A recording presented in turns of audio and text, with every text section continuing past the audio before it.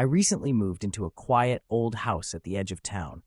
It was the kind of place people talked about but never visited.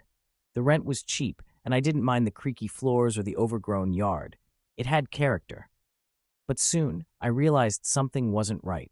The first night was peaceful enough, but by the second night, I started hearing things. Soft whispers, too faint to make out, but enough to make my skin crawl. I chalked it up to the wind passing through the old wooden beams.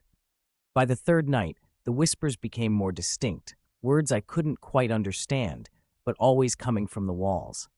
I pressed my ear against them, thinking it might be the pipes or maybe even rats. But it was different.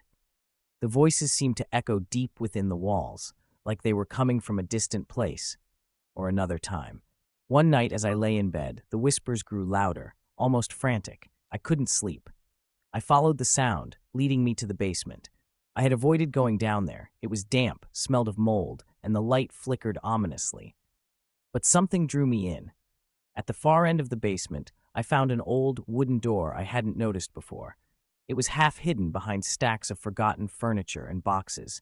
My hands trembled as I reached for the rusted knob, but before I could open it, a loud thud came from behind the door. I stepped back, heart racing. The whispers, they were clearer now. "Let us out." I ran upstairs, locking the basement door behind me. I didn't sleep that night or the next. Every time I closed my eyes, I could feel them, watching me, waiting. Desperate for answers, I did some research on the house's history. What I found chilled me to the bone. Decades ago, the house had belonged to a reclusive family who mysteriously vanished. Neighbors reported hearing strange sounds coming from the house, but no one ever investigated. They said the family wasn't alone in that house.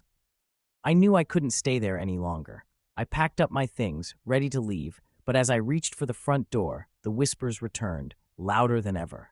"Stay with us." The lights flickered, and the walls seemed to close in around me. The air grew thick, suffocating. I couldn't move. The door to the basement slowly creaked open on its own.